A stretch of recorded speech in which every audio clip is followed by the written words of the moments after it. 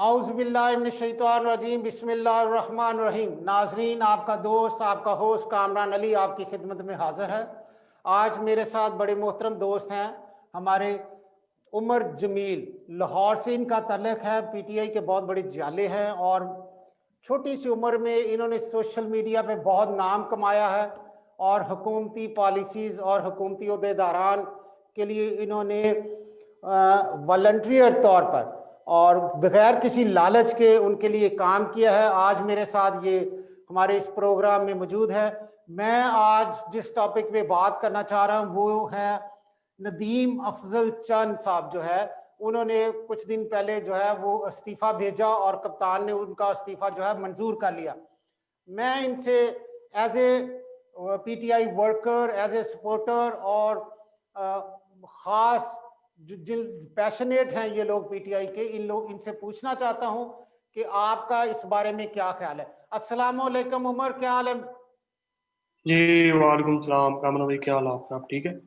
जी अल्हम्दुलिल्लाह। बेटा आप अब बताओ, ये आपको कैसा लगा जब आपने सुना कि नदीम अफजल चंद ने इस्तीफा दे दिया और कप्तान ने उसका इस्तीफा मंजूर कर लिया? इसके पीछे क्या हकाइक है या क्या बात है?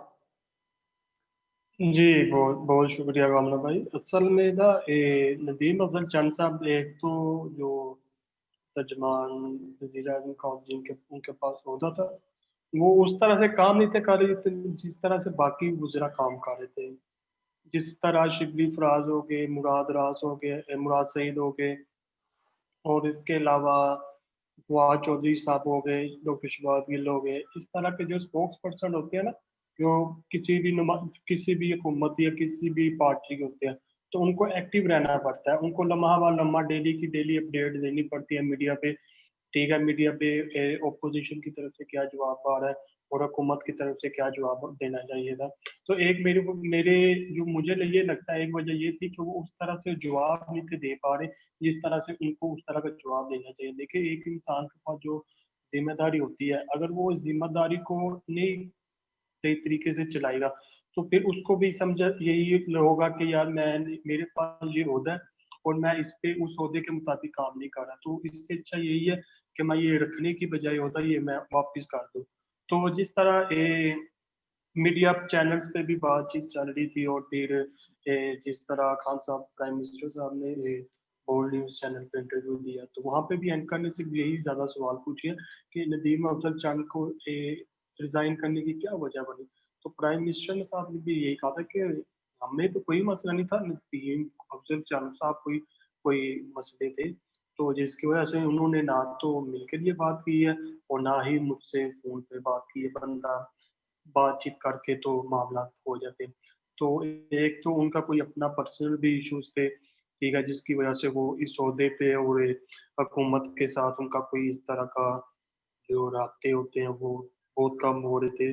तो इसके पीछे अल्लाह बेहतर जानता है क्या है। एक तो सेनेट इलेक्शन भी है जिस तरह आपको पता है, तो मुझे लग रहा है कि वो हो सकता है हुकूमत उनको सेनेट इलेक्शन में उतारने के लिए उनको मैदान में लाए, क्योंकि वो एक बहुत अच्छे सियासतदान है, पीपल्स पार्टी में थे, ठीक है, उनके सीनियर मेंबर थे। पीपल्स पार्टी के बाद तहरीक इंसाफ में है, तहरीक इंसाफ में भी उनको एक अच्छी पोस्ट पे उनको काम करने को मिला। तो जहाँ तक मेरा अपना ज़ाती ख्याल है, हो सकता है प्राइम मिनिस्टर साहब उन्हें नदीम अफजल चंद साहब को सेनेट का टिकट दे दें। ठीक है, अगर वो सेनेट का टिकट जैसा कि दे दें। नाजरीन उमर ने आपको बताया कि नदीम अफजल चंद साहब जो हैं वो अपने ओहदे पे उस तरह नहीं परफॉर्म कर रहे थे जिस तरह शहबाज गिल या और दूसरे स्पोक पर्सन हैं जो खान के, जिस तरह वो काम कर रहे हैं और हुकूमत की पॉलिसियों के साथ मिल के चलते हैं, उस तरह से नदीम अफजल चंद साहब नहीं परफॉर्म कर रहे थे।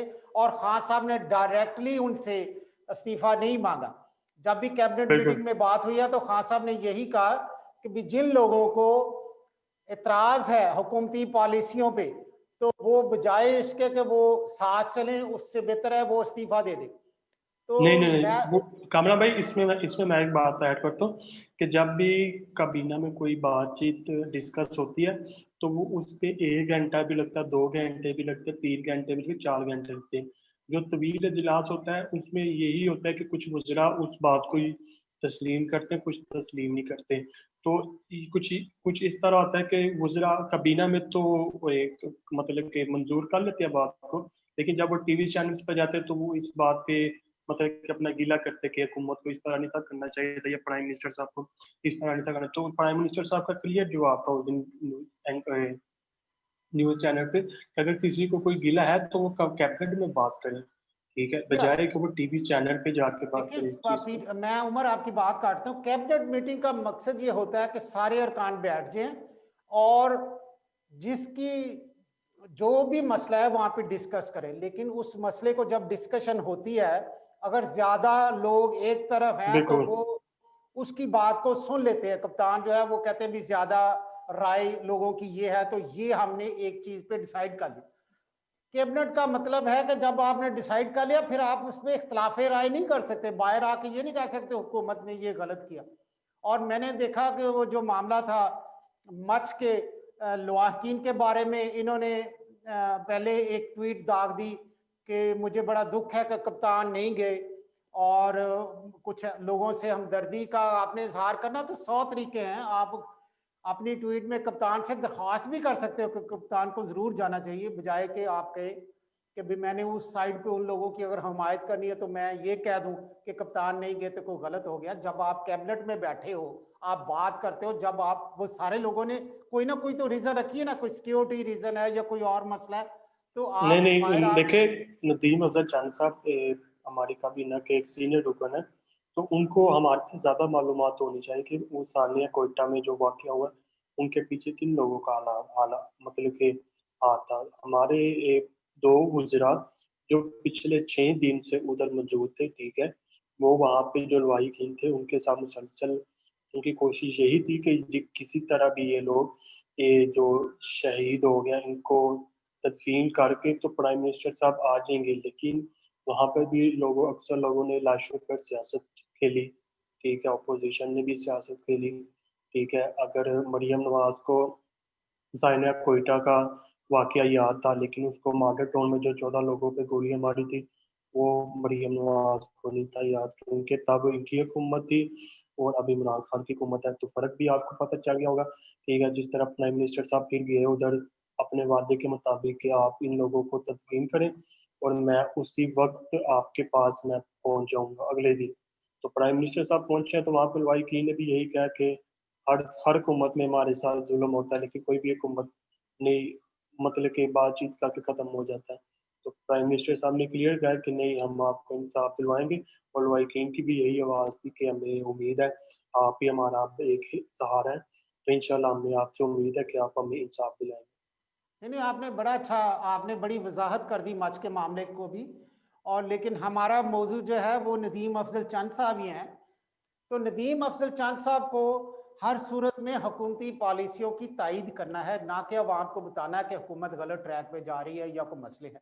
और मैं समझता हूँ इनका बड़ा होल्ड है, जिस इलाके से इनका तलक है, इनके भाई और दूसरे लोग भी इलेक्शन में हिस्सा लेते हैं।